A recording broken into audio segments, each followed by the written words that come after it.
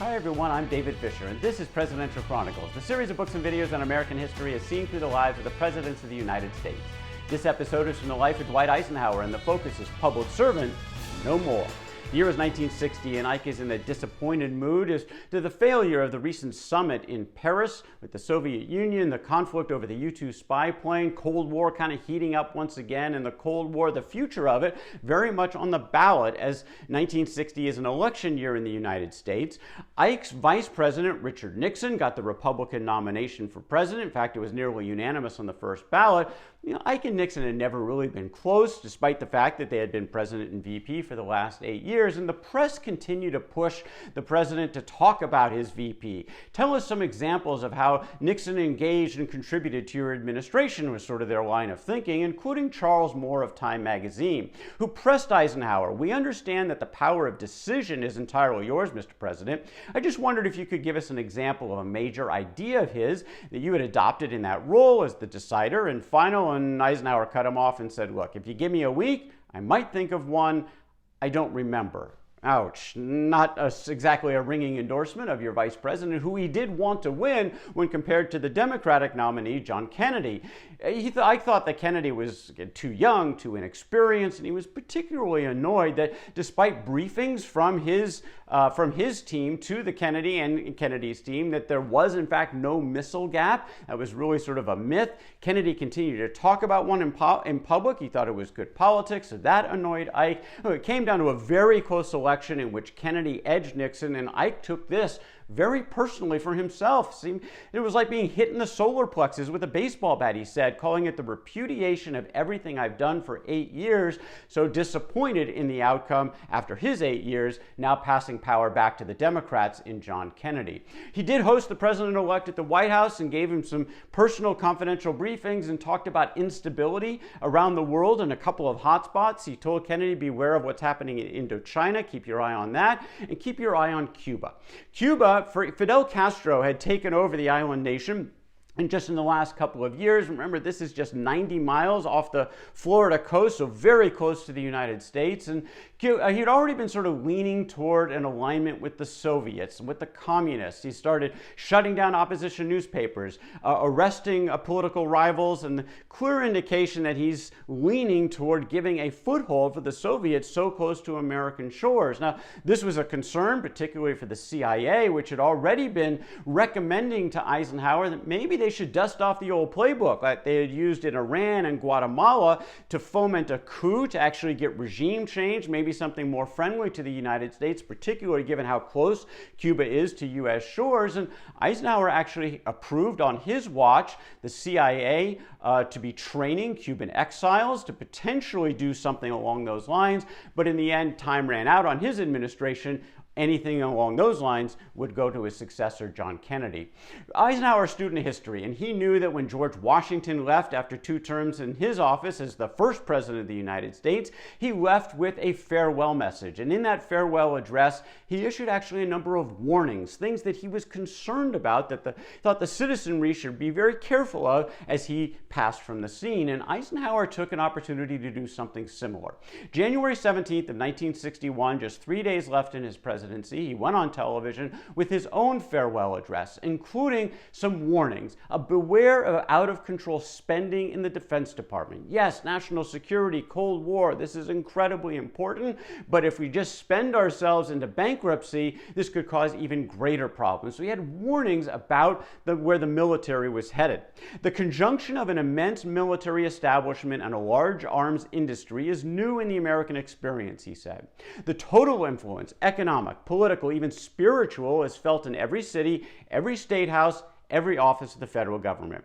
In the councils of government, we must guard against the acquisition of unwarranted influence, whether sought or unsought, by the military-industrial complex. The potential for the disastrous rise of misplaced power exists and will persist. We must never let the weight of this combination endanger our liberties or democratic processes. The warning was out there. Whether or not anybody was listening, time would only tell, because for Dwight Eisenhower, the rest of his life, he would be an observer. No more power, public servant, no more. Eisenhower did retire with Mamie to Gettysburg, the house that they had bought and renovated over the last several years. This is where they found their happy place, in particular the glassed-in porch, where they spent a lot of their time.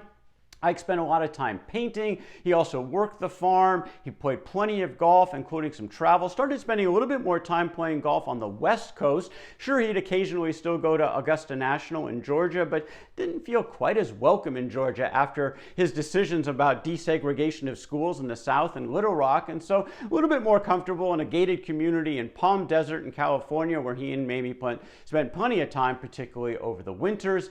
You know, JFK also did Eisenhower a favor by restoring Ike's rank as a 5-star general of the Army. That meant he got some staff as part of his retirement package, and he had around him John Moaney, who had been his valet for basically every day of his life for the last 20 years, ever since North Africa. Moaney had his wife Delores with them, helping out. Delores was actually the cook for the Eisenhowers, so this was part of that support staff. Ike actually set up some office space at the Gettysburg College nearby, where he would go most mornings, work a lot in the mornings on his correspondence. It's also where he started writing his presidential memoirs. Now, unlike his military memoirs from World War II, which Ike cranked out in about 3 months and wrote it basically all by himself, took a little bit of a different pace and approach for his presidential memoirs, a 2-volume set that his brother Milton, his son John, and a writer by the name of Bill Ewald actually did a lot of this work, certainly guided by Ike the entire time, but a little bit less hands-on. It was well received, very sort of fact-based professional recollections of his 2 terms in office. Some of his more personal insights actually came along in Ike's final book, which was published in 1967. It's called At Ease, Stories I Tell to Friends, covering a bunch of his earlier years before World War II kicked in, and some other personal anecdotes came in the book At Ease. A little bit difficult for Eisenhower to adjust. Look, he'd been the center of attention and center of world attention for the last couple of decades, but he was generally content with where he stood, as he told General Vernon Walters that, "How can I complain when all the daydreams of my youth have been fulfilled?" As for politics, well, Ike stayed mostly out of the limelight, although he did continue to make himself available for consult with his successors, including President Kennedy, who did go forward in trying to oust Fidel Castro in Cuba. It was the Bay of Pigs incident, and it was basically a complete disaster. The Cuban people did not rise up as expected, and most of the rebels that were sponsored by the United States were either killed or captured. It was a very embarrassing episode, and so Kennedy actually reached out to Eisenhower. "Can you give me some advice?" And Ike went to Camp David, where they talked it over, and he said, "Look, if I had gone into any movement like that, I would have made sure it was a success. I think anytime the United States decides to put its hand to anything that is going to be done by force, you've got to go through. When you appeal to force, a nation such as ours must be successful," something for Kennedy to consider going forward. Obviously, distraught for Eisenhower when Kennedy was assassinated in November of 1963. He, along with former President Truman, among those in attendance at the funeral for Kennedy. And look, during Eisenhower's 8 years in office, he and Truman basically didn't talk at all. They were very much estranged, bitter over a number of topics. Now, after Ike left office, he actually went to Independence, Missouri as a visit with Truman, but mainly there to learn about how to set up a presidential library and museum, which Ike was now looking to do and beginning to do in his hometown of Abilene, Kansas. There's still not a lot of conversation between Ike and Truman, but they did a little bit after the funeral for Kennedy. They actually shared a limo on the ride back to Blair House, where Truman was staying. They had a pleasant conversation between the Trumans and the Eisenhowers. Truman invited the Eisenhowers in. They had a small snack and some tea. Some people thought this was a full-blood rapprochement, but Margaret Truman as Truman's daughter, kind of put things in perspective. Said, "Look, I scoffed at talk of hatchet-bearing, insisted it was simply a matter of civilized people being hospitable on both sides. Some of that underlying bitterness was never going to go away, but at least it was a pleasant encounter for Eisenhower and Truman after Kennedy's funeral." June of 1964, Ike went back to Europe, went to Normandy to celebrate the 20th anniversary of D-Day. The following year, he joined his colleagues for the 50th class reunion at West Point. Now, in 1964, the next election, Eisenhower really opposed his own party's nominee. He was an arch-conservative, Barry Goldwater, that Eisenhower thought was way too extreme. In fact, he probably preferred Lyndon Johnson, who had taken over for Kennedy. Kennedy. He knew Johnson reasonably well. Johnson won that race, and again, occasionally, Johnson would ask Eisenhower for advice, particularly as the Vietnam War was heating up. Eisenhower was basically always available to share his thoughts. In 1968's election, Eisenhower, for the first time, really gave some full support to Richard Nixon. So he's back running again, and things, though, had changed from a dynamic standpoint because Nixon was about to become family. Eisenhower's grandson, David, his first grandson, is now engaged to Julie Nixon, Eisenhower's daughter, and Eisenhower adored Julie. He was really happy now to support Nixon, and very pleased that Nixon won that election in what would be the last election of Dwight Eisenhower's life in 1968. Ike's health began to fail really in 1965. He had his second heart attack. In 1968, he had another heart attack, made a permanent move to the presidential suite at the Walter Reed Medical Center in Washington, D.C. Mamie setting up shop in the room next door in the hospital, where they basically spent about the last 10 months of Ike's life. When he really began to fade at the end of March of 1969, on the March of 27, he told his son, "I want to go. God take me." The next day, Dwight Eisenhower died. He was 78 years old. Services held in the nation's capital at Washington National Cathedral. He lay in state then in the Capitol Rotunda, where President Nixon and about 50 dignitaries from 50 countries around the world showed up to pay their respects, including Charles de Gaulle was there, and of course many of Ike's own countrymen going by the casket to pay their last respects. Eisenhower then's body was taken to his hometown of Abilene, where at the site of the Eisenhower Library, he was laid to rest in the place of meditation, and he was laid to rest next to his son, Doud Eisenhower, the little boy that they called Icky, who had died so many years before. He had been reinterred at the Eisenhower Library and Museum resting place. Eisenhower's now by his side. Mamie would join them about 10 years later when she died in 1979 at the age of 82. Dwight Eisenhower was an American hero. World War II, he basically was the face of victory.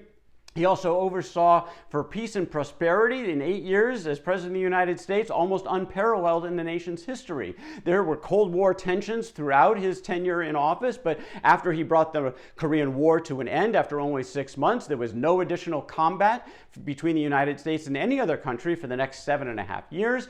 From an economic standpoint, sure, there were a couple of small recessions in Ike's 8 years in office, but unemployment remained low. The stock market did well. He had balanced the budget. In fact, had surplus 3 years and close to being balanced in 3 other years out of his 8 years in office. Inflation was low. Even the GDP spiked over $500 billion for the first time. So if you look at peace and prosperity, from a context standpoint, you probably have to go back to James Monroe, the American's 5th president of the United States, to find somebody comparable as president for an 8-year period for a full 2 terms, to be that prosperous and that secure for peace and prosperity. Certainly a successful administration for Dwight Eisenhower, and you can also understand why the common phrase of this era was simply, "I like Ike." That's Dwight Eisenhower and Public Servant No More, from the life of Dwight Eisenhower. For more presidential chronicles, check out my books on Amazon.com, and don't forget to subscribe to my YouTube channel. Until next time, I'm David Fisher. This is Presidential Chronicles.